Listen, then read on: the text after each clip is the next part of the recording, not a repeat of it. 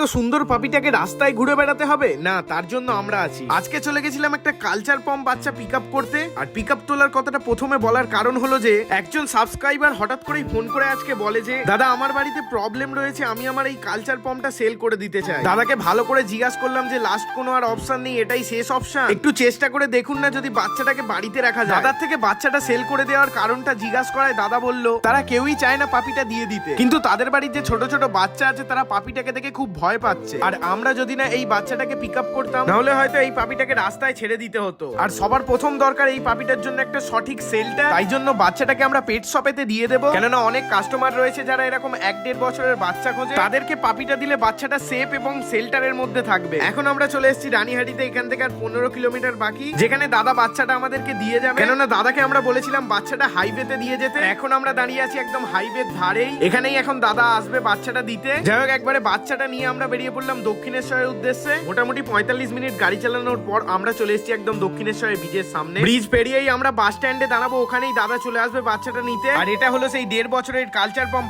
বাচ্চাটা প্রচুর পরিমাণে শান্ত, আমাদের প্রত্যেকটা কথাও শুনছে। এখানে ছেড়ে দিয়েছি, এখানেই রয়েছে, কোথাও যায়নি। আর এর নাম হলো চিকু, নামটা খুবই সুন্দর। পেট শপ থেকে দাদা চলে এসছে, বাচ্চাটা নিয়ে এবার বেরিয়ে যাবে। আর যে কোনো ডগ পাপির প্রয়োজন হলে বা বড় পাপি নিয়ে কোনো প্রবলেম হলে আমাকে কল করতে পারো। হর হর মহাদেব। আজকের ব্লগটা এতটাই।